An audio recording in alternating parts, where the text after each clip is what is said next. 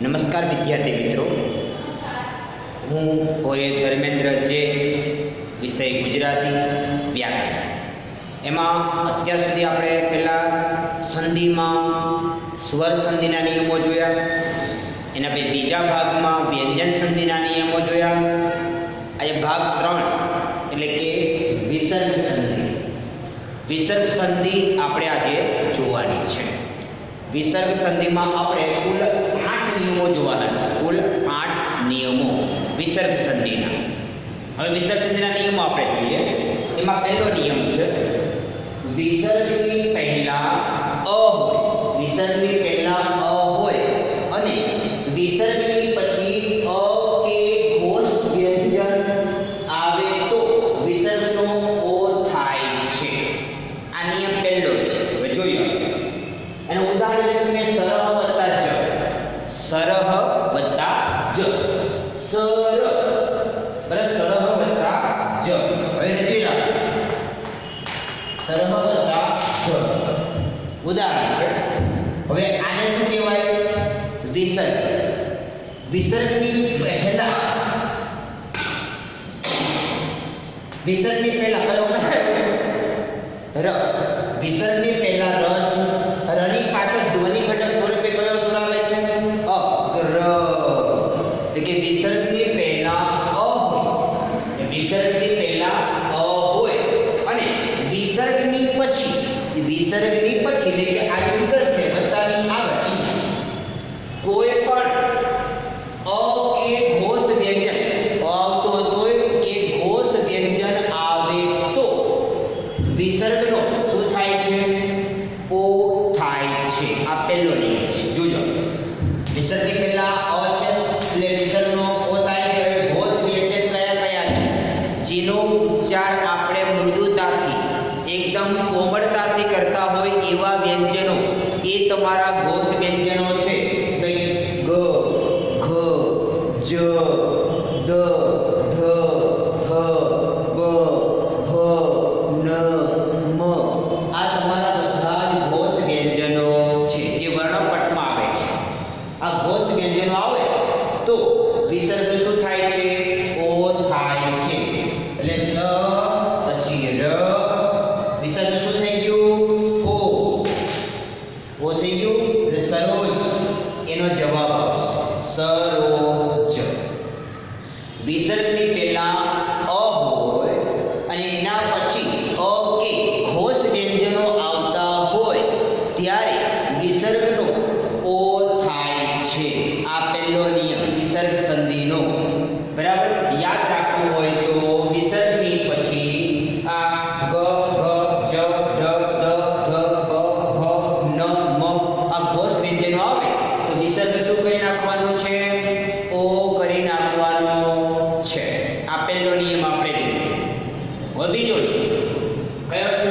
વિસર્ગની પહેલા અ કે આ સિવાય. જો વિસર્ગની પહેલા અ કે આ સિવાય સ્વર હોય અને વિસર્ગની પછી ર આવે. વિસર્ગની પછી ર આવે તો વિસર્ગનો લોપ થઈ પહેલાનો સ્વર દીર્ઘ બની જાય છે. કઈ રીતે? જોજો હવે ની વત્તા રોગી શબ્દનો વિકો છે. ની વત્તા રોગી. અહીંયા દાખલીએ ની વત્તા રોગી. હવે વિસર્ગ અહીંયા છે. વિસર્ગની પહેલા અ કે આ સિવાયનો બીજો કોઈ પણ સ્વર હોય કે ભાઈ ઈ, ઉ, એ, આઈ, ઓ, અ, અમ, આ બધા સ્વરો છે. એટલે વિસર્ગની પહેલા અહીંયા કોઈ પણ સ્વર હોય એટલે કે અ કે આ સિવાયનો સ્વર હોવો જોઈએ.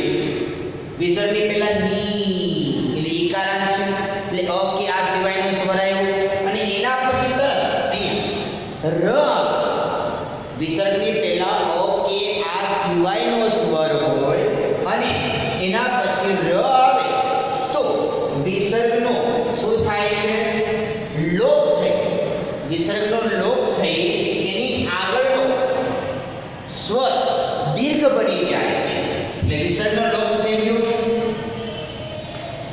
બરાબર, ન લેવાનું છે એને હસવાઈ છે એ શું થઈ ગયું?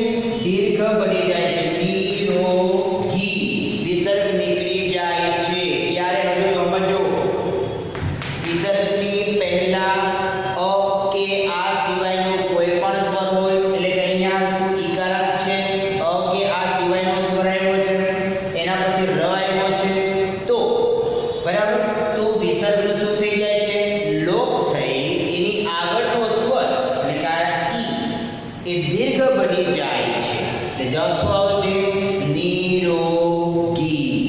વિસર્ગ લોપ થઈ ગયો અને હર્ષવાય શું થઈ ગયું, દીર્ઘઈ બની જાય છે. આ બીજો નિયમ યાદ રહેશે. બીજો નિયમ બરાબર, વિસર્ગની પહેલા કોઈ અ કે આ સિવાયનો કોઈ પણ સ્વર હોય, એના પછી ર આવતો હોય, તો વિસર્ગનો લોપ થઈ એની આગળનો હસ્વ ઈ એટલે કોઈ પણ એ સ્વર દીર્ઘ બની જાય છે. આ બીજો નિયમ બરાબર.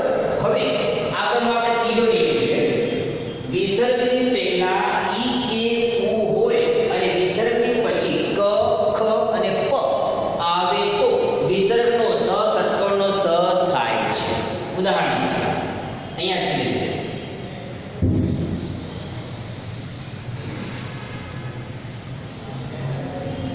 હવે દુષ્ટ વત્તા કા, હાલો દુ વત્તા કા, વિસર્ગ અહીંયા છે. વિસર્ગ સંધિના નિયમ ભણીએ છીએ, વિસર્ગ તો આવશે આવશે ને આવશે તો જ વિસર્ગ સંધિ બનશે. વિસર્ગની પહેલા કયો અક્ષર છે, દુ. દુની પાછળ કયો ધ્વનિ ઘટક છે, ઉ. દુ ઉકારાંત છે. એટલે વિસર્ગની પહેલા ઈ કે ઉ, અહીંયા ઉકારાંત છે. વિસર્ગની પહેલા ઈ કે ઉ હોય અને વિસર્ગની પછી ક ખ અને પ આ ત્રણ અક્ષરો યાદ રાખવાના છે. વિસર્ગની પછી કયો અક્ષર આવ્યો, ક. વિસર્ગની પહેલા ઉકારાંત છે, એટલે વિસર્ગની પહેલા ઉકારાંત આવતો હોય કે ઈકારાંત આવતો હોય, એના પછી તરત જ અહીંયા ક ખ અને પ માંથી કોઈ પણ એક અક્ષર આવે તો આ વિસર્ગનો આપણે શું કરવાનું છે, ષટ્કોણનો સ કરવાનો છે. આ જોઈન્ટ કરતી વખતે હંમેશા અડધો થઈ જાય, એટલે દુ તો છે જ, વિસર્ગ શું થઈ ગયું, અડધો સ અને દુષ્કા. આ તમારો જવાબ યાદ રહેશે. વિસર્ગની પહેલા ઈ કે ઉ આવતો હોય, એના પછી તરત ક ખ અને પ માંથી કોઈ પણ એક અક્ષર આવે તો વિસર્ગનો ષટ્કોણનો સ થઈ જાય છે. બરાબર, એટલે દુષ્કાળ તમારો જવાબ આવશે. હવે ચોથો નિયમ વિસર્ગની પહેલા અ હોય અને વિસર્ગની પછી ક ખ અને પ આવે તો વિસર્ગ કાયમ રહે છે. હાવ સરળ નિયમ છે. વિસર્ગની પહેલા જો અંતઃ વત્તા પૂ લખ્યું છે મુદ્રા અંતઃ પૂ, વિસર્ગની પહેલા તો અકારાંત છે. વિસર્ગની પહેલા અ હોય એટલે વિસર્ગની પહેલા અ હોય ને એના પછી ક ખ અને પ એટલે પ આવ્યો છે હોય તો વિસર્ગને ખાલી રાખવાનો છે, બેઠું છે, કેટલા શબ્દ આવશે કાયમ રહે છે ભાઈ. અંતઃકરણ, એમાં કાંઈ લોપ કરવો નથી, કંઈ કાઢવા નથી કે જોડવા નથી. ક્યારે વિસર્ગની પહેલા શું આવશે, અ હશે ને એના પછી તરત ક ખ અને પ માંથી કોઈ પણ એક વ્યંજન આવે તો વિસર્ગ કાયમ રહે છે. વિસર્ગને આપણે કાઢવા નથી, બેઠું ને બેઠું શબ્દ લખી દેવાનો છે, ખાલી વત્તાને કાઢી નાખવાનો છે. અંતઃપૂ એમનો જવાબ આવશે. નિયમ યાદ રહેશે.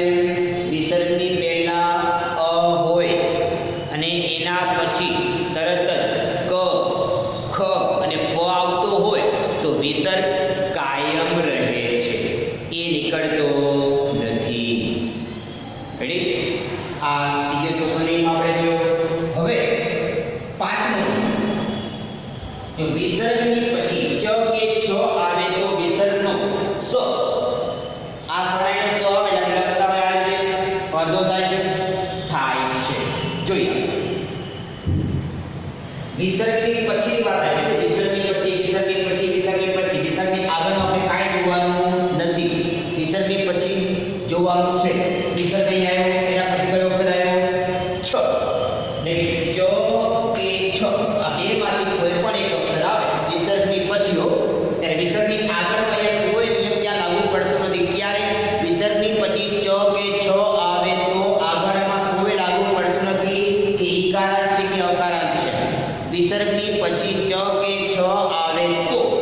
વિસર્ગનો આપણે શું કરવાનો છે? શરણાઈનો સ લખતી વખતે ની થયું. શરણાઈનો સ આપણે આ રીતે કરતા છે ખાસ બરાબર. પહેલા આપણે અડધો કરી નાખવાનો છે, અડધો જ લખાય છે નિશ્ચલ. આ તમારો જવાબ યાદ રહેશે. વિસર્ગની પછી ચ કે છ આવે તો વિસર્ગનો શરણાઈનો સ થઈ જાય છે લખતી વખતે આ શ્રી કૃષ્ણનો શ્રી. એના આગળ છઠ્ઠો વિસર્ગની પછી ટ કે હ આ.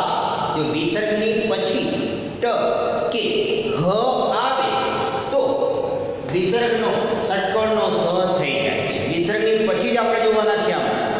પણ વિસર્ગની પછી ટ કે હ આવી ગયા એની આગળ કોઈ નિયમ લાગુ પડશે નહીં. વિસર્ગ અહીંયા છે, વિસર્ગની આગળ ઉકારાંત છે આપણે, પણ ત્યારે અહીંયા કાંઈ જોવું નથી. કેમ કે વિસર્ગની પછી ટ કે હ આવ્યું, ટ કે હ આવ્યા તો આગળ આપણે કાંઈ જોવાનું નથી. વિસર્ગની પછી ના જ અક્ષર જોવાના છે. વિસર્ગની પછી ટ આવ્યો છે તો વિસર્ગ શું થઈ જાય છે? ષટકોણનો સ એટલે દુષ્ટ. આ તમારો જવાબ યાદ રહેશે. વિસર્ગની પછી ટ કે હ આવે તો વિસર્ગનો ષટકોણનો સ થાય છે. લખતી વખતે હંમેશા અડધો થઈ જશે. આ નિયમ છે. હવે છઠ્ઠો નિયમ આપણે જોયો. સાતમો નિયમ આમ આપણે વિસર્ગની પછી ત કે થ, વિસર્ગની પછી ત કે થ આવે તો વિસર્ગનો સ સસલાનો સ થઈ જાય છે.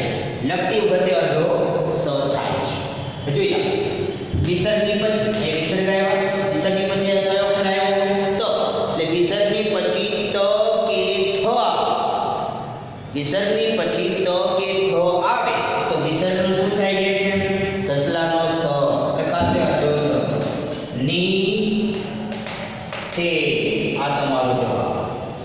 પાછળનો વ્યંજન એમાં તો ભળી જાય છે. આમાં ભળી ગયો છો, આમાં ડ ભળી ગયો, આમાં તે ભળી ગયો, આમાં વાપરશે. રેડી?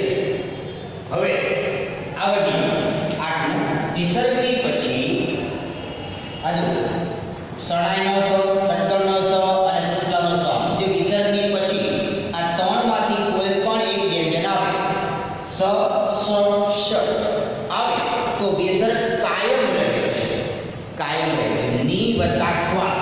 એટલે આ જે આવ્યું વાક્યમાં સારું છે આપણું શરણાઈનો સ છે. એટલે શરણાઈનો સ જો આવતો હોય તો આપણે આ રીતે લખતા હોય. જોઈન્ટ થાય તો અડધો લખાય આપણે. રેડી? વિસર્ગની પછી શરણાઈનો સ આવતો હોય, ષટકોણનો સ આવતો હોય કે સસલાનો સ આવતો તો વિસર્ગ કાયમ રહે છે. એમાં કાંઈ કાઢવાનું નથી. એટલે ની શ્વાસ. આ આપણો જવાબ. આવો સરળ છે. કુલ 8 નિયમો છે. 8 નિયમો.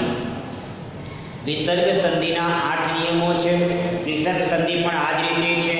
એ તમે 8મામાંથી 9મામાં પણ આવી ગયું, 10મામાં આવે છે. એ ભાઈ ગુજરાતીમાં પણ આવશે, હિન્દીમાં પણ આવશે અને સંસ્કૃતમાં પણ આ જ નિયમો તમને લાગુ પડશે. ફરક એટલો જ હિન્દીમાં હિન્દીમાં લખાશે, સંસ્કૃતમાં લખાશે અને ગુજરાતીમાં લખાય. કારણ કે નિયમ તો સરખા છે. રેડી? હવે આપણે પુનરાવર્તન એકવાર કરી લઈએ પછી આપણે ઉદાહરણ લઈશું. જો વિસર્ગની પહેલા અ હોય, વિસર્ગની પહેલા અ હોય અને વિસર્ગની પછી અ કે ઘોષ વ્યંજન આવે, અ કે ઘોષ વ્યંજન આવે તો વિસર્ગનો ઓ થાય છે. આ પહેલો નિયમ. બીજો નિયમ, વિસર્ગની પહેલા અ કે આ સિવાયનો સ્વર હોય અને વિસર્ગની પછી ર આવે તો વિસર્ગનો લોપ થઈ પહેલાનો સ્વર દીર્ઘ બની જાય છે. ઉદાહરણ આપણે જોયું. ની વત્તા રોગી. વિસર્ગની પહેલા અ કે આ સિવાયનો સ્વર ઈકારાંત છે અને એની પાછળ ર આવ્યો છે તો વિસર્ગ શું થઈ જાય? લોપ થઈ એની આગળનો અહીં હસકો હોવો કે દીર્ઘ ગમે દીર્ઘ બની જાય. એટલે ની રોગી. આ આપણો જવાબ આવશે. રેડી? વિસર્ગની પહેલા ઈ કે વિસર્ગની પહેલા ઈ કે ઉ હોય અને વિસર્ગની પછી જો વિસર્ગની પછી ક ખ અને પ આવે તો વિસર્ગનો ષટકણનો સ થાય છે. બરાબર, વિસર્ગની પહેલા આટલા નિયમ આપણે જો 4 નિયમો વિસર્ગની પહેલાના છે. 4 નિયમ વિસર્ગની પહેલા અ આવે, વિસર્ગની પછી અ કે ઘોષ વ્યંજન આવે તો ઓ થાય છે. વિસર્ગની પહેલા અ કે આ સિવાયનો સ્વર હોય એના પછી તરત ર આવે તો વિસર્ગ શું થઈ જાય છે? લોપ થઈ એની આગળનો દીર્ઘ બની જાય છે. આજે આપણે ચોથો નિયમ વિસર્ગની પહેલા અ હોય અને વિસર્ગની પછી ક ખ અને પ આવે તો વિસર્ગ કાયમ રહે છે. વિસર્ગ આપણે કાંઈ કાઢવાનું નથી. ક્યારે? વિસર્ગની પહેલા અ આવતો હોય ને એના પછી ક ખ અને પ માંથી કોઈ પણ સ્વર વ્યંજન આવે તો વિસર્ગ કાયમ રહે છે. આટલા 4 નિયમો આપણે વિસર્ગ પહેલાના છે. પણ વિસર્ગ પછી આ તો વિસર્ગ યાદ રાખવું બહુ સરળ છે. વિસર્ગ પછી ચ કે છ આવે, વિસર્ગની પછી ચ કે છ આવે તો વિસર્ગ શું કરવાનું છે? શરણાઈનો છ લખતી વખતે સ. પછી વિસર્ગની પછી ટ કે હ આવે તો અર્ધો ષટકણનો સ. વિસર્ગની પછી ત કે થ આવે તો સસલાનો સ અર્ધો સ. પછી વિસર્ગની પછી સ કે સ આવતો હોય તો વિસર્ગની કાયમ રાખવાનું છે, કાઢવાનું નથી. હાવ સહેલું છે. 8 નિયમમાંથી તમને પૂછવામાં આવશે. હવે એ 8 નિયમને ધ્યાનમાં રાખીને મેં અહીંયા 3 ઉદાહરણ લીધા છે. એને આપણે હવે જોડતા શીખવાનું છે. જોઈએ નિહ વત્તા કપટ, અધ વત્તા ગતિ, દુઃખ વત્તા શાસન. હવે જોઈએ હવે નિહ વત્તા ક અહીંયા વિસર્ગની પછી ક આવ્યો છે એનો અર્થ કે આગળ નિયમ લાગુ પડશે.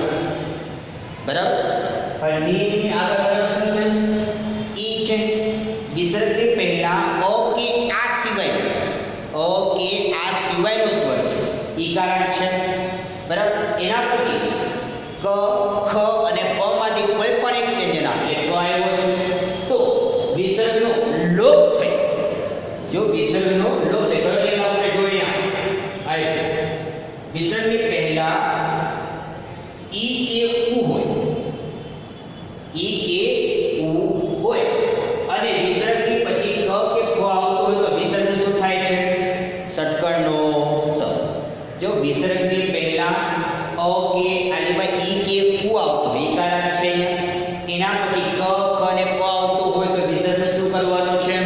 ષટકણનો સ. લખાશે કે નિષ્કપટ.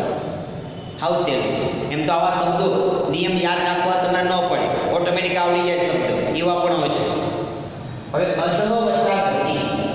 વિસર્ગની પહેલા અ છે, વિસર્ગની પહેલા અ છે એટલે વિસર્ગની પહેલા અ અને વિસર્ગની પછી અ કે ઘોષ વ્યંજન ઘોષ વ્યંજન છે તો વિસર્ગ શું થઈ જાય? ઓ થઈ જાય છે.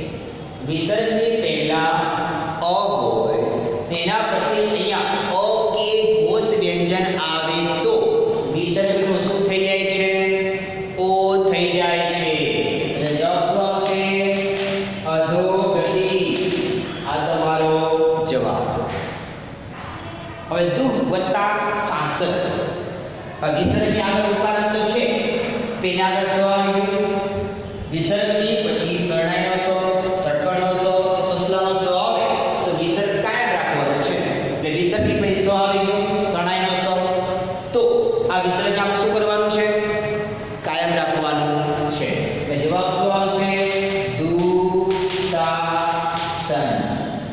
આ તમારો જવાબ. સરળ છે. વિસર્ગ સંધિના નિયમો કુલ 8 છે. 8 નિયમોને સમજો. તેમાં 4 નિયમ તમારા વિસર્ગ પહેલાના છે અને 4 નિયમ વિસર્ગ પછીના છે. પણ વિસર્ગની પહેલા અ હોય અને વિસર્ગની પછી અ કે ઘોષ વ્યંજન આવે તો વિસર્ગ શું થઈ જાય છે? ઓ થઈ જાય છે. બીજો નિયમ વિસર્ગની પહેલા અ કે આ સિવાયનો સ્વર હોય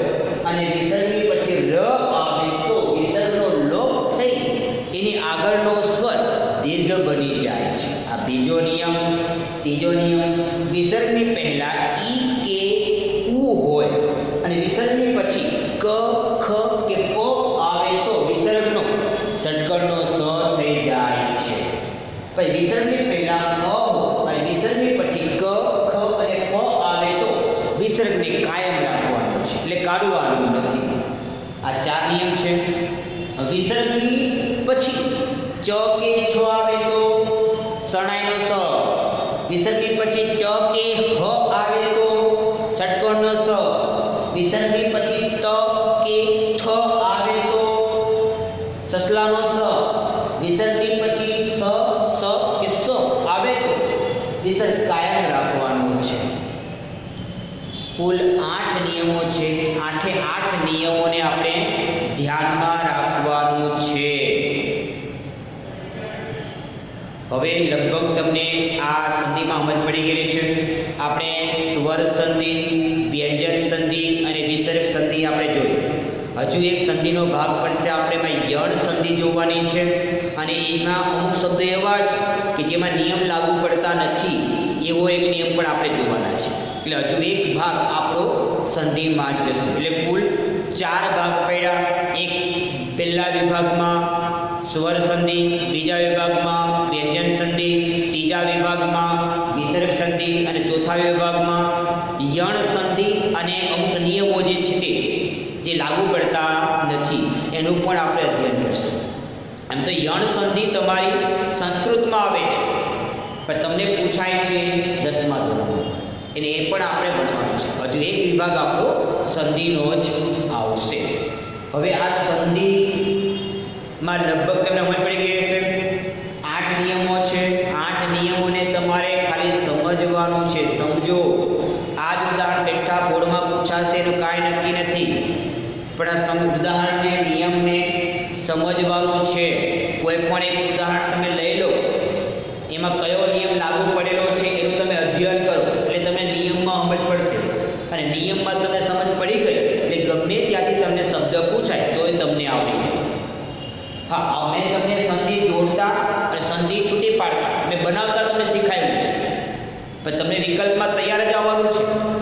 પણ 3 વિકલ્પ આવશે. 3માંથી તમારો વિકલ્પ તૈયાર જ હશે, એ તમારે ગોતીને લખવાનું આવશે. બીજો વિકલ્પ આવશે ને નિયમ હરખા જ લાગશે. 3 સંધિ હરખી જ તમને લાગશે, પણ અંદર તમારા નિયમ અલગ અલગ હશે. જોજો, આમાં તમને લાગશે મિક્સ જેવું થઈ જશે, આખું ખીચડી જેવું લાગશે. કેમ? બધામાં અ આવે, આ આવે, ઈ આવે, ઉ આવે, અને પેલા વ્યંજન સંધિમાં ચ વત્તા ચ, ચ વત્તા ગ, ગ વત્તા મ એવું આવશે.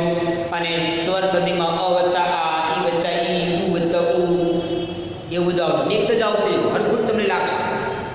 જો નિયમ ઘણા બધા છે. સ્વર સંધિના નિયમો આપણે જોયા 8, વ્યંજન સંધિના નિયમો આપણે જોયા 10, વિસર્ગ સંધિના નિયમો આપણે જોયા 8. હવે યણ સંધિના 2 નિયમ અને પેલો અઢળ નિયમ લાગુ નથી પડતા એવા નિયમ, એટલે હજુ 3 નિયમ આપણે જોવાના છે. બરાબર. હવે સંધિમાં લગભગ બધાને સમજ પડી ગયેલી હશે. બરાબર. હજુ સમજણ ન પડી હોય તો તમને જે નોટમાં લેસન પ્રમાણે મોકલીશ એમાં બધું આખું લખેલું છે, એનું પાછું અધ્યયન કરજો. બરાબર. બધાને મારા રામ રામ.